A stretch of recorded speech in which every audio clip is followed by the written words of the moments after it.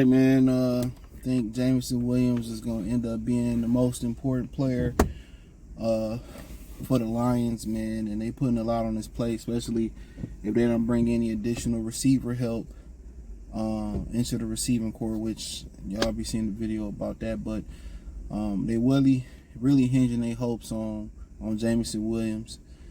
And, you know, kind of something that you seen when DJ Shark was here. I know I'm probably the only guy that harp on this, but check out Detroit Lions Talk playlist, by the way. Check out the channel out, Goodfella TV. Go over there, check out the Patreon. You like it.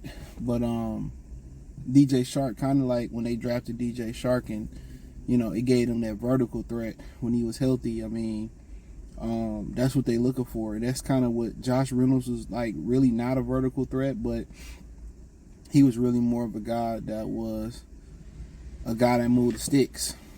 You know what I'm saying? Yeah, he was a guy that just moved the sticks down the field. So, you know, remember, he had so many catches to start off last year with that was first downs. So he's really good at, you know, pretty much, not saying he's not a great vertical threat, but when you think about the Tyreeks or the Randy Mosses or the Calvin Johnsons, or, you know, or a guy like Marquise Goodwin, and, you know, guys like that, like, you know, really don't, or even like a Robbie, like, what's my man's name, Robbie Anderson, we go by Robbie Chosen, like when he was, you know, when he on, you know, like that. But, you know, kind of more of that hybrid possession, kind of down the field guy. Shark was a straight guy running down the field. So J-Mo's gonna have opportunities to really bring the Lions an aspect they haven't had to the offense consistently. Even came and say consistently when it was a DJ Shark, because he was in and out the lineup. So, you know, his true job is going to be to stretch the field. But what makes him unique is his ability to make things happen behind the line of scrimmage, and his ability to catch the ball and what he do with the ball in his hand. And that's what makes St. Brown so special, is what he can do. It's not just making the tough catches, and that's an acquired taste. Like it or not, you know, when people talk about, real quick, the greatest receivers of all time, you know, people always look at the highlights. And that's one thing I hate, because you got a lot of people on TV that just watch the highlights. They're not watching every game, right? They're watching the highlights. And people look at Randy Moss highlights and say, well, he's the greatest. They're highlights. You know, I'm not saying he's not amongst the greatest, but once you start talk about receivers that's great at doing everything, you know, he's down the list. Randy Moss. Jerry Rice, his ability to set you up and go deep, his ability to catch it, go over the middle, his ability to do some things with the ball after the run. I mean, T.O. was a complete receiver. Down the field, over the middle, you know, on the smoke screens with the ball in his hands, everything. And for St. Brown to be a man amongst boys and go over that middle, that's playing that slot position he played, going over the middle a lot, man, it's not for the faint of heart. It's not as dangerous as it used to be. And that's what tight end is so dangerous for too. Like, yeah, you got a lot of life decisions to make going over the middle of that field. But that's what makes Jameson Williams so interesting, is his ability to have the ball. When he get the ball in his hands, he's just not a guy where, you know, like a Marquise Goodwin, he's just gonna run deep. You know, he's one of them dudes that, with the ball in his hands, you know, if he can make them catches over, and really, honestly, you'll say, well, I don't really want him going over the middle at his size, because he really not built like St. Brown. But the problem is, when teams start playing off of him, you know what I'm saying, you're going to probably have to send him over the middle sometime on a drag or a slant or a little spot right a little bit more. But he's you know, what he can do, you know, and ran a lot of them over routes at Alabama. What he can do outside the hashes is what this offense been missing. Right? That's what it's been missing. You know, plays down the field.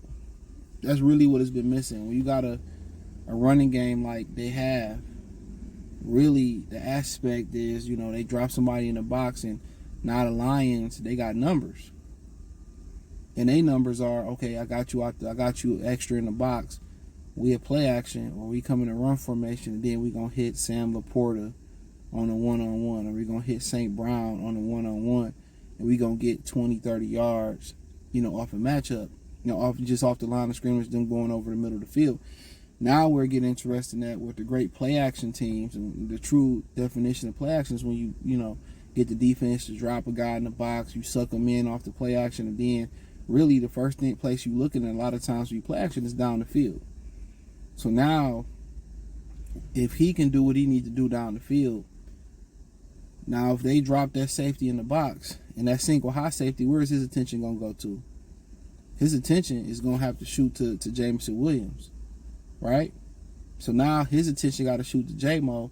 Now that opens up more. More options for St. Brown and Sam Laporta and everybody else. So his primary mission is going to be explosive plays down the field. But also, you can't keep out of mind he can do some things that Laporta and Amon-Ra can do with the ball in his hands. He's amazing run after catch. You know what I'm saying? So don't forget to continue on them smoke screens and those jailbreak screens and wide receiver screens, and if they playing 10 yards off, get the ball out to him on an RPO and let him make. But he is the most important Detroit Lion, this year, and I don't think it's close, because if they don't bring in another receiver in, then it's to the point where, can you depend on Tim Patrick to learn the playbook and get back out? Yeah, like I said, they need to bring somebody else. Or really, then you look at the rest of the receiving core real quick. Khalif, Isaiah Williams, right? St. Brown. They all inside receivers. You know what I'm saying?